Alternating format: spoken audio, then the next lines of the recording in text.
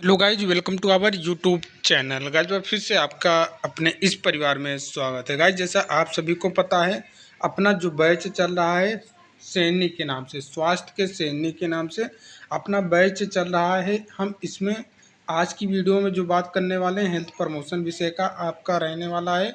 हमने community health nursing पूरा पढ़ा दिया है। कम्युनिटी हेल्थ नर्सिंग में 11 चैप्टर थे। 11 चैप्टर को कंप्लीट थियरी और एमसीक्यू हमने पढ़ा दिया है। ठीक है, पढ़ा दिया है, पीडीएफ भी आपको दे दिया है। प्लस अभी जो लोग सैनी बैच नहीं ज्वाइन किए हैं, आप लोगों के लिए एक थोड़ा सा राहत वाली बात यह है कि जैसे कि आपको सब्जेक्ट वाइज पीडीएफ ही चाहिए तो आप 50 रुपये का फ़ी देकर, 50 रुपये का मात्र फ़ी देकर केवल कम्युनिटी हेल्थ नर्सिंग का पीडीएफ आप प्राप्त कर सकते हैं और उसका प्रिंट आउट निकलवा के प्रॉपर तरीके से पढ़ सकते हैं 50 रुपये में कम्युनिटी हेल्थ नर्सिंग का। ठीक है, आप लोग सोचते होंगे कि चलिए अभी 200 रुपये हमारे पास नहीं है, तो आप 50 रुपये देकर कम्युनिटी हेल्थ नर्सिंग पूरा कंप्लीट है वो ले सकते हो। अदरवाइज़ आपके लिए सबसे अच्छा है कि भैया 200 रुपये फ़ी देकर पूरा सैनी बैच ही ज्वाइन कर लो। इससे अच्छा आपको कुछ नहीं होने वाला क्योंकि 6 सब्जेक्ट हैं और 6 सब्जेक्ट अगर आप 50-50 देते हैं तो 300 रुपये पड़ेगा। इससे अच्छा है कि 200 रुपये में हम पूरा सैनी बैच ही ज्वाइन कर लें।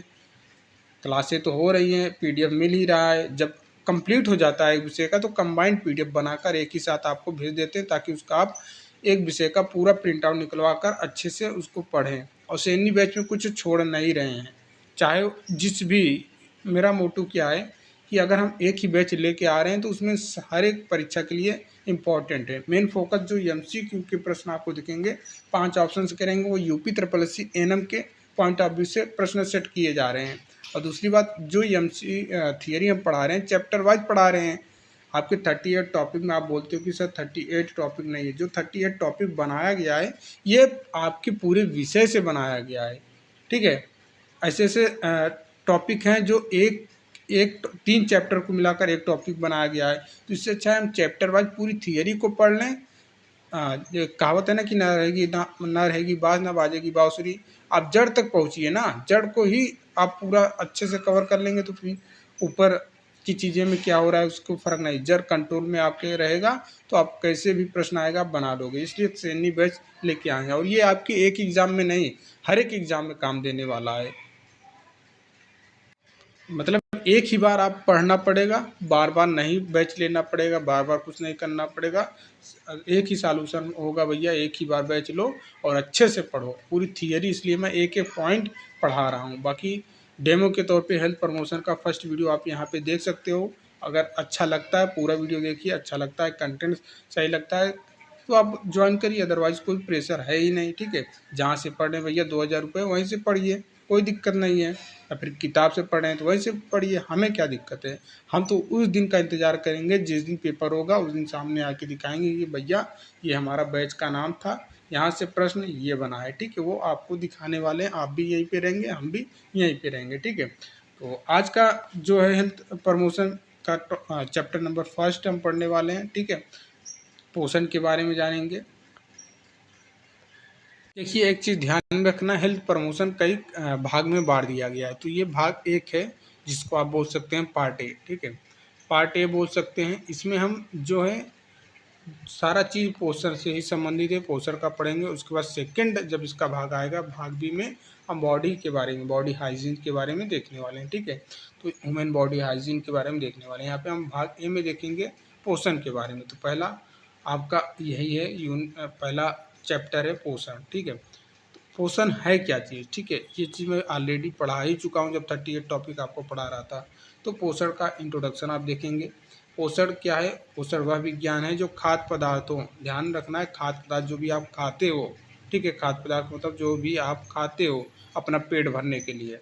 ठीक है, उनके पौष्टिक तत्व के बारे में अध्ययन करता है। जो भी आप अपना पेट भरने के लिए खाते हो उनमें जो भी पौष्टिक तत्व हैं उन्हीं को अध्ययन करता है पोषण विज्ञान। ठीक है, हमारे शरीर को स्वस्थ रखने और दैनिक कार्यों के लिए ऊर्जा प्रदान करने का आधार है। सरल भाषा शब्दों में पोषण का मतलब है सही मात्रा में सही भोजन लेकर शरीर को मजबूत बनाना। उदाहरण के तौर पर अगर कोई व्यक्ति रोजाना फल, सब्जियां और दूध लेता है तो उसका शरीर बीमारियों से लड़ने में सक्षम होता है। समझ में आया। पोषण, पोषण है क्या। भैया अपना पेट भरने के लिए, दैनिक कार्यों को करने के लिए जो भी हम चीज़ खाते हैं, उस खाने में जो भी पौष्टिक तत्व हैं उसी को अध्ययन करना ही क्या कहलाता है, पोषण विज्ञान कहलाता है। और पोषण का मतलब भैया अपने दैनिक कार्यों के लिए जो हमको ऊर्जा चाहिए। सपोज दैट आपको पढ़ना है, पढ़ने के लिए आपको एनर्जी चाहिए, पढ़ने के लिए आपको किताब आपको पढ़ना है, ठीक है, ये बुक है और आप यहाँ पे हो, ठीक है। अब आपको ये बुक को रीड करना है, बुक को रीड करना है तो भैया आपको क्या चाहिए, ऊर्जा चाहिए। ऊर्जा मतलब आँख में भैया आँख की रोशनी अच्छी होनी चाहिए, ठीक ठाक होनी चाहिए, भूख वूख नहीं लेना चाहिए। अब ये ऊर्जा कहाँ से मिलेगा, कोई जादू मंत्र तो है नहीं कि कोई मंत्र मार देगा आपको ऊर्जा आ जाएगी, नहीं। ऊर्जा लेने के लिए आप क्या करेंगे, खाना खाएंगे, ठीक है, भोजन करेंगे। तो इसी भोजन में जो आप पौष्टिक तत्व हैं, विटामिन हुआ, कार्बोहाइड्रेट हुआ, उसी को जो आप ग्रहण करते हैं, ठीक है, उस वही आपका क्या कहलाता है भैया, पोषण। सही मात्रा में अगर वो चीज़ें हैं तो उसी को हम कहते हैं पोषण। पोषण का मतलब सही मात्रा में सही भोजन लेकर शरीर को मजबूत बनाना, ठीक है। अगर कोई व्यक्ति रोजाना फल, सब्जियां और दूध लेता है तो उसका शरीर बीमारियों से लड़ने में सक्षम होता है। पोषण हमारे स्वास्थ्य के लिए बहुत जरूरी है। अच्छा पोषण हमें कई बीमारियों से बचाता है और शरीर शरीर को ऊर्जा देता है, ठीक है, जिससे हम अपने रोज़मर्रा के काम आसानी से कर पाते हैं। अगर पोषण की कमी हो तो शरीर कमज़ोर हो जाता है और बीमारियां आसानी से आ सकती हैं, यहाँ तक कि मौत भी हो सकती है। पोषण का मुख्य उद्देश्य शरीर की कोशिकाओं को जरूरी तत्व प्रदान करना और जीवन को स्वस्थ बनाना। समझ में आया, ठीक है सर, समझ में आ गया। अच्छा, पोषण का महत्व क्या है ये भी हम देखेंगे, ठीक है। हमने तो परिचय देख लिया पोषण, अब इसका महत्व क्या है। पोषण हमारे जीवन में कई भूमिकाएं निभाता है, आइए हम इन्हें सरल तरीके से समझें। पहला को वृद्धि और विकास में मदद करता है पोषण, दूसरा पोषण की कमी से होने वाली बीमारियां, ठीक है, और तीसरा रोग प्रतिरोधक क्षमता। अच्छा, पहला वृद्धि और विकास में क्या है सर, अच्छा पोषण शरीर की वृद्धि और विकास के लिए जरूरी है। यह न केवल शारीरिक विकास बल्कि भैया मानसिक विकास में भी मदद करता है। अच्छा आप भोजन कर रहे हो, पौष्टिक चीज़ें खा रहे हो, तो आपके शरीर के विकास के साथ साथ आपका ब्रेन भी अच्छा विकसित होगा, ब्रेन भी बहुत बढ़िया तरीके से काम करेगा, ठीक है। उदाहरण के तौर पे गर्भावस्था में अगर माँ को पर्याप्त पोषण नहीं मिलता है तो बच्चा कुपोषित हो सकता है, या समय से पहले जन्म हो सकता है, या फिर बच्चों में पोषण की कमी से उनका शरीर और मानसिक विकास रुक सकता है। वृद्ध लोगों में भी अच्छा पोषण दैनिक कार्यों के लिए ताकत देता है।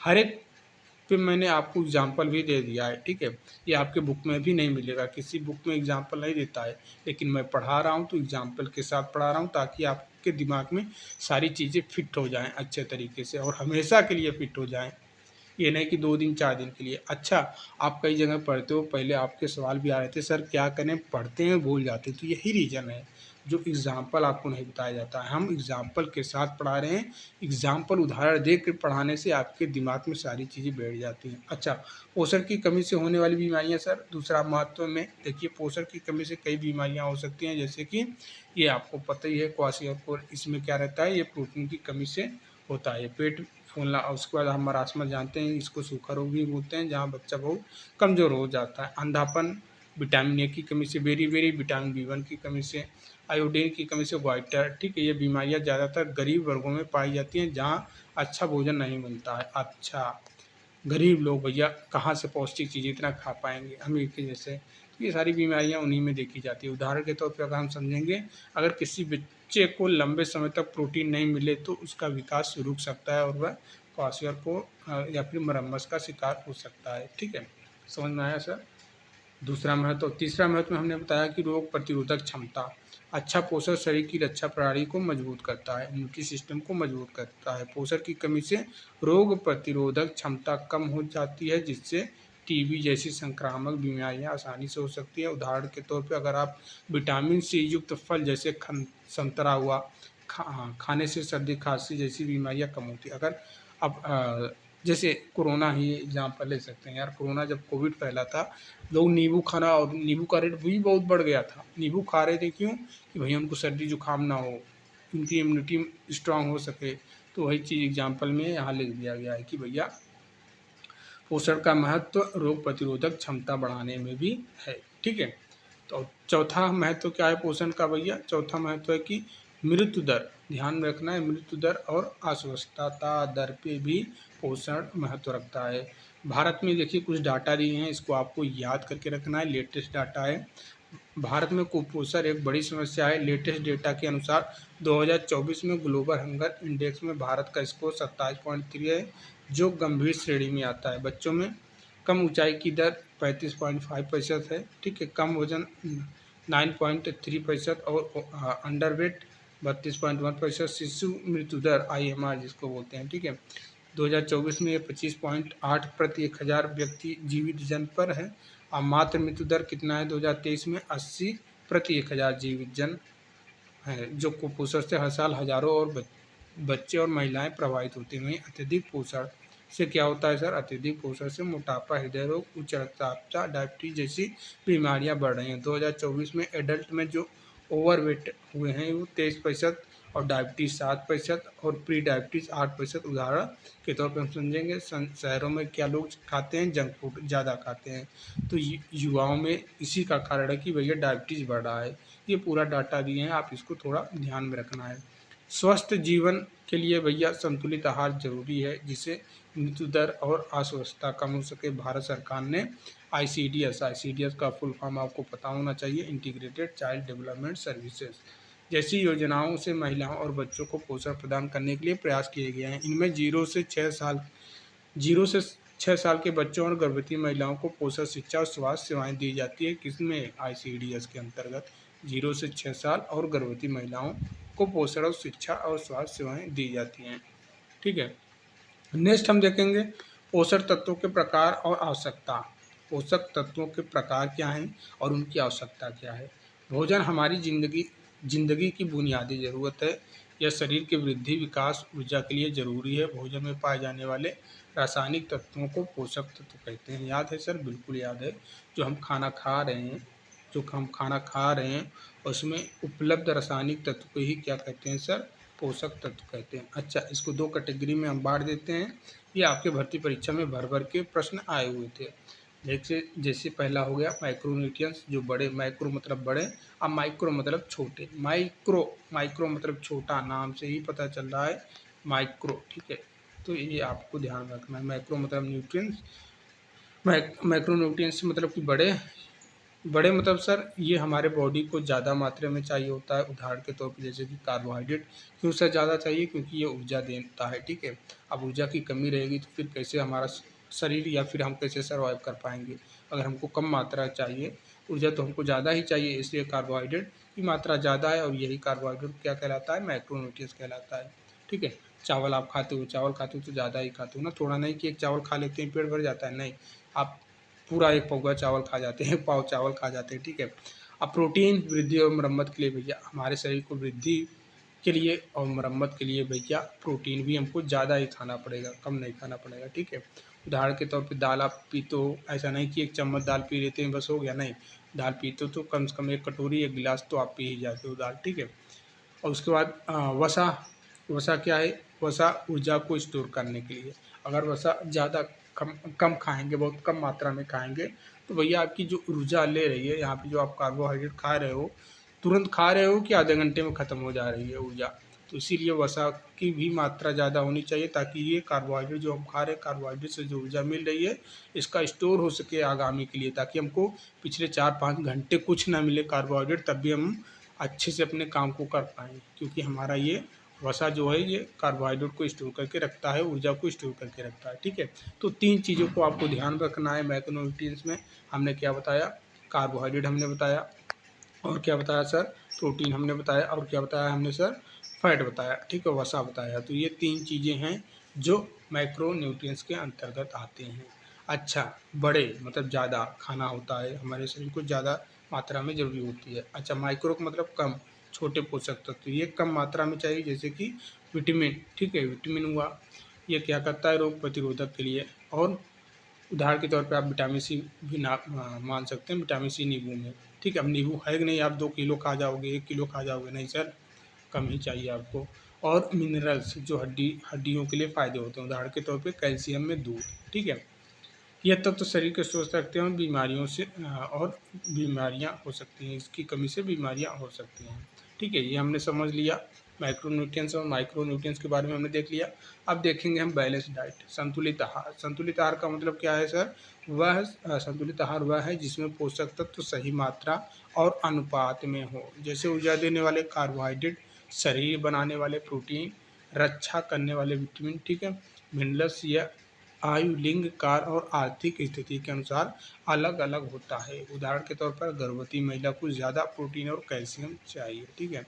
संतुलित आहार 3 प्रकार के होते हैं सर। पहला महंगा संतुलित आहार, दूसरा मध्यम संतुलित आहार, तीसरा सस्ता संतुलित आहार। महंगा संतुलित आहार जैसे कि इसमें क्या रहता है सर? दूध, मांस, अंडा, मछली, फल ज़्यादा होते हैं। उदाहरण के तौर पर ये अमीर परिवार के लिए, ठीक है, महंगा संतुलित आहार अमीर परिवार के लिए है भैया। और वहीं पे मध्यम संतुलित आहार, मध्यम संतुलित आहार इसमें दूध, मांस, मछली, फल, रसायन, फल समान मात्रा में और अनाज, दाल, हरी सब्जियां ज़्यादा। उदाहरण के तौर पे जो भैया मिडिल क्लास का, जैसे हम लोग और आप हैं मिडिल क्लास के, ठीक है। सस्ता संतुलित आहार इसमें दूध हुआ, अंडा हुआ, ठीक है, फैट कम और अनाज, दाल, हरी सब्जियां ज़्यादा। उदाहरण के तौर ये गरीब परिवारों के लिए, ठीक है। समान व्यक्ति के लिए दैनिक संतुलित आहार की तालिका ग्राम में हम देखेंगे समान व्यक्ति के लिए, ठीक है, ध्यान में रखना। यहाँ पे दिया गया है क्या सर? जो चावल होता है ये समान व्यक्ति की बात है, ठीक है, समान व्यक्ति। अगर भर्ती परीक्षा में पूछेगा निम्नलिखित में से बताइए प्रतिदिन एक समान व्यक्ति को कितने ग्राम चावल खाने चाहिए, तो आपको बताना है सर 400 ग्राम। अगर प्रश्न में पूछेगा निम्नलिखित में से बताइए एक समान व्यक्ति को प्रतिदिन प्रतिदिन कितने ग्राम में दालें का सेवन करना चाहिए, तो आपको बताना है 60 ग्राम, ठीक है। ऐसे भर्ती परीक्षा में आपके प्रश्न पूछता है, ऐसे पूछेगा एक समान व्यक्ति को प्रतिदिन अपने दैनिक आहार में कितने ग्राम दूध लेना चाहिए, तो आपको बताना है सर 300 ग्राम, मतलब एक पाव से ज़्यादा। तो कुछ भी पूछ सकता है, तो ये डाटा आप पूरा याद करके रखना, ठीक है। ध्यान में रखना एक चीज़, ये समान क्रियाशील व्यक्ति के लिए है, ठीक है। अब हम नेक्स्ट पॉइंट पढ़ेंगे। नेक्स्ट टॉपिक जो अपना है विभिन्न आयु वर्गों की पोषण आवश्यकताएं। देखिए बच्चा, शिशु के लिए हम बात करेंगे जो जन्म से 6 महीने का है, जन्म से लेकर 6 महीने या फिर 0 से 6 महीने आप समझ सकते हो। प्रत्येक देखिए प्रत्येक किलो वजन पर 120 कैलोरी और 2.3 ग्राम प्रोटीन चाहिए। माँ का दूध पर्याप्त होता है जिसमें प्रति 100 ग्राम में 65 कैलोरी होता है। उदाहरण के तौर पर केवल स्तनपान से बच्चा स्वस्थ रहता है, तो ध्यान में रखना है 0 से लेकर 6 साल तक केवल स्तनपान कराना होता है, ठीक है, बच्चे को 0 से 6 महीने के लिए। अच्छा, दूसरे पॉइंट में 6 महीने से 1 साल तक माँ का दूध पर्याप्त नहीं है, ठीक है। 6 महीने से 1 साल का अगर बच्चा हो रहा है तो माँ का दूध पर्याप्त नहीं है। पूरा कहा, जैसे कि फल हुआ, ठीक है, फल का रस हुआ, दाल का पानी हुआ, गाय का दूध हुआ। स्तनपान 2 साल तक जारी रखें। स्तनपान तो कराना ही कराना है 2 साल तक, लेकिन स्तनपान के अलावा जब बच्चा 6 महीने से 1 साल का हो जा रहा है, बच्चा 6 महीने से 1 साल का हो जा रहा है तो स्तनपान तो आपको कराना ही कराना है भैया। स्तनपान कराना नहीं छोड़ना है, स्तनपान तो आपको 2 साल ही कराना है। लेकिन स्तनपान के साथ साथ जो फलों का रस है, दाल का पानी है, गाय का दूध है, ये भी देना पड़ेगा, ठीक है। उदाहरण के तौर पे जैसे कि भैया दाल का सूप कुपोषण को रोकता है, ठीक है। अच्छा सर, 2 चीज़ें हमने देख लिया। नेक्स्ट हम देखिए तीसरे पॉइंट में देखेंगे कि जब बच्चा 1 साल से लेकर 5 साल का हो रहा है, इसमें क्या होता है, ये तेज विकास के लिए अतिरिक्त प्रोटीन और विटामिन मिनरल्स चाहिए। 1 साल में लगभग 1000 कैलोरी हर साल 100 कैलोरी बढ़ाएं। परिवार का समान भोजन दें, परिवार का जो समान भोजन है उसको दें, ये नहीं कि उल्टा सीधा दें, नहीं, समान भोजन दें। उदाहरण के तौर पर भैया दूध और फल से हड्डियां मजबूत होती हैं, ठीक है, दूध वगैरह देना शुरू करें। अब देखिए यहीं पे जब बच्चा स्कूली बच्चा है, अब 5 से लेकर 15 साल हो, तब आप क्या खिलाएंगे? दूध, अंडा, मांस, हरी सब्जियाँ, फलियाँ ज़्यादा दें। भारत में मिड डे मील प्रोग्राम से पोषण सुधार होता है। उदाहरण के तौर पर स्कूल में भोजन से पढ़ाई में सुधार होता है। उसके बाद ये सारा पढ़ लेना आप। उसके बाद यहाँ पे 13 से 18 साल की बात कही गई है, फिर उसके बाद एडल्ट की बात कही गई है, अब गर्भावस्था की बात कही गई है। देखिए गर्भावस्था में क्या रहता है, सामान्य से प्लस 300 ज़्यादा कैलोरी ज़रूरत होती है। अपने शरीर को जो ऊर्जा चाहिए वो सामान्य से 300 ज़्यादा चाहिए गर्भावस्था में, ठीक है। ज़्यादा दूध, हरी सब्जियाँ, सुपाच्य भोजन, उदाहरण के तौर पर दूध से बच्चे की हड्डियाँ मजबूत होती है। अच्छा सर, हम यहाँ पे स्तनपान के देखेंगे, स्तनपान में कितना ज़्यादा चाहिए कैलोरी, 550, मतलब 550 कैलोरी ज़्यादा अतिरिक्त, और 20 ग्राम प्रोटीन प्लस 2 ग्राम कैल्शियम की अतिरिक्त ज़रूरत होती है। समान से 550 कैलोरी ऊर्जा ज़्यादा, और आपका ये 20 ग्राम प्रोटीन की ज़्यादा ज़रूरत होती है। ये आपको ध्यान में रखना है, ये यहाँ से भर्ती परीक्षा में डायरेक्ट प्रश्न बनता है, ठीक है। ये थोड़ा टेबल आपको ध्यान में रखना है, ठीक है। ये टेबल आपको ध्यान में रखना है।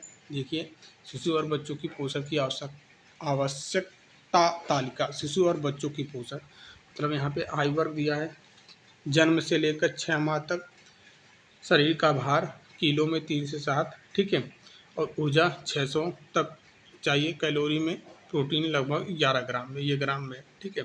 उसके बाद जब 6 माह से 1 वर्ष का हो रहा है तो शरीर का भार किलो में 8 से 9 किलो होना चाहिए, ठीक है, और ऊर्जा 800 किलो कैलोरी की ज़रूरत होती है, और यहाँ पे प्रोटीन 13 ग्राम, ठीक है। 1 से 3 वर्ष के लिए ये बताया गया है, ठीक है। उसके बाद ये सारा चीज़ें आप पढ़ लेना, ये टेबल अच्छे से, PDF हम जब भेजेंगे। ये भी टेबल इम्पोर्टेंट है, यहाँ से भर्ती परीक्षा में डायरेक्ट पूछेगा। अच्छा, मैं यहाँ से बता दे रहा हूँ टेबल में कैसे प्रश्न पूछेगा, ऐसे पूछेगा, निम्नलिखित में से बताइए, निम्नलिखित में से बचाइए, जब बच्चे की आयु 6 माह से लेकर 1 वर्ष तक है तो उसका शरीर भार कितना होना चाहिए, मैक्सिमम मिनिमम कितना होना चाहिए। ऑप्शन में देगा 8 किलो, 10 किलो, 11 किलो, ऐसे करके देगा। आपको याद रहेगा तो अच्छे से कर पाओगे। ऐसे पूछेगा 6 माह से 1 वर्ष के लिए कितने किलो कैलोरी की ज़रूरत होती है बच्चे को, तो 800। ऐसे पूछेगा 6 माह से 1 वर्ष के बच्चे को कितने ग्राम में प्रोटीन दैनिक आवश्यकता होती है, आप बोलेंगे 13, ठीक है। ये चीज़ें आपको ध्यान में रखना पड़ेगा, ठीक है। अब ये भी टेबल उसी प्रकार है, आप पढ़ लेना, ठीक है। ये टेबल को, ये भी टेबल आपके लिए ज़रूरी है, जो टेबल इंपॉर्टेंट है उसको मैंने लिख दिया, ठीक है। साधारण काम के लिए पूछेगा, ऐसे पूछेगा, एक एडल्ट है, ठीक है, महिलाओं के लिए पूछेगा, एडल्ट महिला के लिए मध्यम कार्य के लिए बताइए कितने अनाज की ज़रूरत होती है प्रतिदिन। तो आप क्या ऑप्शन में देगा 400, ठीक है, 600, 800 ऐसे देगा। तो ये सारी चीज़ें हैं जो आपको टेबल को एक बार अच्छे से पढ़ना पड़ेगा, ठीक है। ये देखिए, गर्भावस्था और स्तनपान में अनुशंसित पोषण तालिका, ये सभी लेटेस्ट हैं, देखिए डाटा लेटेस्ट है, और यही आपको ध्यान में रखना है, ठीक है, पढ़ना है अच्छे से। देखिए, पोषक तत्व कितना चाहिए कैलोरी, समान महिला के लिए 2200, वहीं पे गर्भावस्था है तो 300 इसमें ऐड कर देना है, 2500, और स्तनपान करा रही तो प्लस 700 और एक्स्ट्रा, ठीक है। और वहीं पे प्रोटीन की बात करें तो भैया प्रोटीन 45 ग्राम चाहिए समान महिला के लिए, अब वहीं पे गर्भावस्था है तो 55 ग्राम, और वहीं पे स्तनपान करा रही तो 65 ग्राम। तो ये सारे टेबल आपको ध्यान में रखना है, भर्ती परीक्षा में डायरेक्ट प्रश्न बनेगा, डायरेक्ट यहाँ से टेबल से।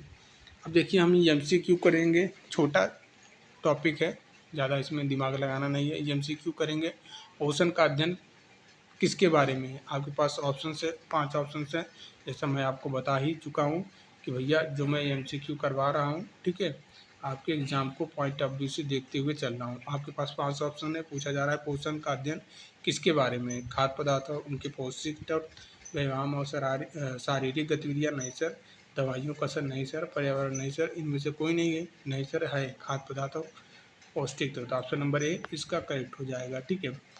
ये आप व्याख्या भी दिया है, ठीक है, व्याख्या भी अच्छे से दिया है, तो व्याख्या भी पढ़ना जरूरी है। क्वेश्चन नंबर सेकंड आपके सामने दिखाई दे रहा है, क्वेश्चन नंबर सेकंड पूछा जा रहा है, संतुलित आहार की परिभाषा क्या है। तो जिसमें पोषक तत्व सही मात्रा में हो वही क्या कहलाता है, संतुलित आहार। ऊपर थियरी पढ़े हैं तो ये MCQ पढ़ने में कोई दिक्कत नहीं है, आसानी से आप बना लेंगे, कोई दिमाग लगाना नहीं है, सब कुछ पढ़ के हम आए हुए हैं थियरी में। पूछा जा रहा है प्रश्न नंबर थर्ड, देखिए, पोषण की कमी से कौन सी बीमारी हो सकती है। पोषण की कमी से कौन सी बीमारी हो सकती है, आपके पास ऑप्शन है, बोला जा रहा है मोटापा नहीं सर, उच्च रक्तचाप नहीं सर, या फिर मधुमेह नहीं सर। तो कौन सी बीमारी हो सकती है, यही आप ऑप्शन नंबर 1 करेक्ट है। ये सभी जो मैं बता रहा हूँ यहाँ से BCD, ये अत्यधिक भोजन कर रहे हैं या फिर अत्यधिक मतलब मात्रा में प्रोटीन कार्बोहाइड्रेट खा रहे हैं तो वहाँ से होता है। जैसे कि मधुमेह डायबिटीज़ में क्या होता है कि आप ज़्यादा मात्रा में फैट ले रहे हैं तो हो जाएगा। उच्च रक्तचाप में ज़्यादा नमक ले रहे हैं तो मोटापा में भैया कार्बोहाइड्रेट या फिर और भी चीज़ें ज़्यादा फैट वगैरह ले रहे हैं तो हो सकता है। लेकिन यहाँ पे क्वेश्चन ये पोषण की कमी से मतलब प्रोटीन की कमी से होता है, ठीक है। तो इस चीज़ को भी आपको ध्यान में रखना है। ऐसे कुछ ट्रिकी सवाल आ जाएंगे जो वहाँ पे दिमाग चकरा जाएगा, ठीक है। इसलिए मैं ऐसे से प्रश्न लेके आया हूँ ताकि आपकी तैयारी बेहतर हो पाए। देखिए बन गया प्रश्न, गर्भावस्था में समान आहार की तुलना में कितनी अतिरिक्त कैलोरी की आवश्यकता होती है। प्रेगनेंसी में मैंने आपको बताया था प्लस 300 अतिरिक्त, यहाँ पे ऑप्शन नंबर सी करेक्ट हो जाएगा। तो सारे आपके भर्ती परीक्षा को देखते हुए प्रश्न बनाए गए हैं, ठीक है। न तो डिफ़िकल्ट न तो बहुत ही आसान, ठीक है। यहाँ पे देखिए 300, ये कैलोरी में 550 है। नेक्स्ट प्रश्न आपके सामने दिखाई दे रहा है, पोषण बच्चों में पोषण की कमी से क्या प्रभाव पड़ सकता है। बच्चों में पोषण की कमी से क्या प्रभाव पड़ सकता है, हमको अच्छे से पता है कि सर ने बताया है क्या पड़ सकता है। मान लीजिए आपकी भर्ती परीक्षा में डायरेक्ट प्रश्न पूछ लिया, ऐसे ही डायरेक्ट, तो आप क्या करोगे। अब दो ऑप्शंस आपको यहाँ पे उपरोक्त सभी भी दिखाई दे रहा है, इनमें से कोई नहीं भी दिखाई दे रहा है। बच्चों में पोषण की कमी से क्या होता है सर, शरीर की विकास रुक जाता है, ये बात तो सही है। मानसिक विकास रुक जाता है, ये भी बात सही है। कुपोषण हो जाता है, ये भी बात सही है। तो हम लगाएंगे क्या सर, ऑप्शन नंबर डी ही लगाएंगे, उपरोक्त सभी। तो ऐसे भी ऑप्शंस आपके भर्ती परीक्षा में बने हैं, ठीक है। और आपके भी एग्जाम में ऐसे ही बनने वाले हैं। नेक्स्ट पर देखिए, निम्नलिखित में से कौन सा पोषक तत्व मैक्रो मैक्रो मतलब ज़्यादा, ठीक है। मैक्रो मतलब ज़्यादा न्यूट्रिएंट्स है, तो कौन से हैं ज़्यादा भैया। ज़्यादा हमको क्या ज़रूरत होती है, विटामिन तो हम बोले हैं भैया ये माइक्रो, उसकी मात्रा हमको ज़्यादा नहीं चाहिए, ठीक है। ये नहीं चाहिए ज़्यादा में। कैल्शियम भी ज़्यादा नहीं चाहिए, ठीक है। आयरन भी ज़्यादा नहीं चाहिए, ठीक है। हमको चाहिए प्रोटीन की मात्रा, ठीक है। ऑप्शन नंबर सी करेक्ट हो जाएगा, ठीक है। यहाँ पे व्याख्या भी दिया है, अच्छे से आप पढ़ लेते हैं। नेक्स्ट प्रश्न देखिए, प्रश्न नंबर 7 पूछा जा रहा है, सस्ते संतुलित आहार में क्या शामिल होता है। सस्ते सस्ते संतुलित आहार में क्या शामिल होता है। सस्ते संतुलित आहार जो गरीबों के लिए होता है, ठीक है। सस्ते संतुलित आहार में क्या शामिल होता है सर, इसका करेक्ट उत्तर बताना है सर। इसका करेक्ट उत्तर हो जाएगा कि जो सस्ता और संतुलित आहार रहता है उसमें अनाज और दालों की अधिक मात्रा रहती है। ऊपर हम थियरी पढ़ के आए हुए हैं, ठीक है। सारे प्रश्न आप खुद बनाना, ठीक है। ये नहीं कि हम ही उत्तर बताएं, क्योंकि आप थियरी पढ़ के आए हो। समान कार्य करने वाले एडल्ट पुरुष को प्रतिदिन कितने ग्राम अनाज चाहिए। तो कितने ग्राम चाहिए सर, प्रतिदिन कितने, 400। इसका करेक्ट उत्तर हो जाएगा 460 ग्राम, ऑप्शन नंबर डी, ठीक है। टेबल से डायरेक्ट प्रश्न बना है, ठीक है। ऐसे आपके भर्ती परीक्षा में भी प्रश्न बनेगा, ठीक है। नेक्स्ट प्रश्न देखिए, स्तनपान काल में समान महिला की तुलना में कितने अतिरिक्त कैलोरी चाहिए। कितने अतिरिक्त कैलोरी चाहिए, तो कितने अतिरिक्त कैलोरी चाहिए सर, 700 स्तनपान में, ठीक है। 600 कुछ होता है, यहाँ पे पूरा डाटा आप लेके चलेंगे 700, क्योंकि हमारे ऑप्शन में 600 कहीं दिखाई नहीं दे रहा है। ऑप्शन नंबर सी यहाँ पे करेक्ट हो जाएगा, ठीक है, स्तनपान कराने वाली महिला में, ठीक है। नेक्स्ट देखिए, विटामिन ए की कमी से कौन सी बीमारी। अब ये पूरा प्रश्न है, पीडीएफ में भेज दूंगा, आप खुद पढ़ लेना, प्रैक्टिस भी आपकी हो जाएगी, ठीक है। ये तो डेमो के तौर पे लाइव कर दी, हाँ मतलब पब्लिक कर दिया हूँ, अदरवाइज मैं अनलिस्ट में डाल के रखता भैया, उन्हीं को भेजता जो फी दिए हैं। क्यों फालतू में आप लोगों को, वैसे रुचि है भी नहीं आपको, तो क्या मतलब है। आपको तो बस चाहिए कि भैया 2000 वाला ही चमक दमक आपको सही है, ऐसे क्लासें आपको अच्छी नहीं लगती है, ठीक है। ये सारे जो फी लिए हैं मैं पीडीएफ भेज दूंगा, बहुत सारा प्रश्न है, आप अच्छे से सॉल्व कर लेना और पूरा आप बना लोगे। क्यों सर ऐसा क्यों बोल रहे हो, क्योंकि भैया थियरी से ही ये प्रश्न है। जो अभी मैं ऊपर थियरी पढ़ाया हूँ, फिर जो आप पढ़ेंगे उसी से है। ये जो सारी थियरी है, ठीक है, ये जो सारी सारी थियरी है उसी से मैं प्रश्न नीचे दिया हूँ, कोई अलग से नहीं दिया हूँ, ठीक है। आसानी से आप बना के आएंगे, आसानी से ये सारे प्रश्न का उत्तर बना लेंगे, ठीक है। कोई दिमाग लगाने की ज़रूरत है ही नहीं इसमें। और ऐसे ही आप अपने भर्ती परीक्षा में भी बना के आएंगे। अगर भर्ती परीक्षा में पूछ लिया जाएगा इस चैप्टर से, तो आप बना लेंगे भैया। वो कितना एग्जामिनर अपना बुद्धि लगा ले, कितना घुमा ले, कितना भी प्रश्न को इधर उधर कर ले, आप अच्छे से हल करके आओगे, क्योंकि आपके पास रामबाण का इलाज है, रामबाण, ठीक है। ये थ्योरी आप पढ़ के गए हो, ये रामबाण है, ये थ्योरी ही रामबाण है। हर एक को आप ध्वस्त कर दोगे, इतनी ही थ्योरी जितना मैं आपको यहाँ पे बताया हूँ कि पोस्टर टॉपिक के फर्स्ट टॉपिक से, ठीक है। बाकी मिलते हैं नेक्स्ट वीडियो में नेक्स्ट टॉपिक के साथ, हेल्थ प्रमोशन का ही। जो लोग नहीं लिए हैं भैया, मैं बार बार बोलता हूँ, 200 रुपये कोई बड़ी बात नहीं है, दिन का खर्चा निकाल देते हो आप आसानी से। बर्गर, चाउमीन, चाट, फुल्की या फिर घूमने टहलने में या फिर शॉपिंग में ही निकाल देते हो, तो 200 रुपये बचा के भैया ये कोर्स ले लो, ठीक है। शेयर निवेश का बहुत ही फ़ायदेमंद होने वाला है। इतना सस्ता इसीलिए कि ताकि हर कोई अफोर्ड कर पाए, हर कोई खरीद पाए, ठीक है। 7985 के कॉन्टेक्ट नंबर है, इस पर आप कर लेना कॉन्टेक्ट, 7985160239। हर एक वीडियो में मैं बोलता हूँ, ठीक है।